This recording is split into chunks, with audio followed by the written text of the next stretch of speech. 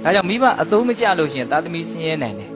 မိဘတန်ဖိုးရှိတယ်မိဘကလမ်းကြောင်းတဲ့တယ်ဆိုတော့သားသမီးလည်းအဆင်ပြေမယ်ဒါမို့လက်ဦးဆရာလို့မြတ်စွာဘုရားဂုဏ်ပြုထားတဲ့မိဘတွေဟာသားသမီးတွေရဲ့စံပြဖြစ်ဖို့လိုတယ်ပေါ့နော်အကောင်းဆုံးကတော့ကိုယ်သူတို့မွေးရရစမြင်နေရတာကိုယ့်ရဲ့နေတာထိုင်တာပြောတာဆိုတာတွေးတာကြံတာတွေအကုန်လုံးကအစင်တန်းမြင့်နေရင်သိချာသလောက်နှီးပါသားသမီးရလည်းအစင်တန်းမြင့်နေမယ်လို့ဦးဇင်းကတော့ယုံကြည်နေတယ်ဒီလိုပဲမြင်ပြီးတော့သူတို့ရှင်သားမှာလေ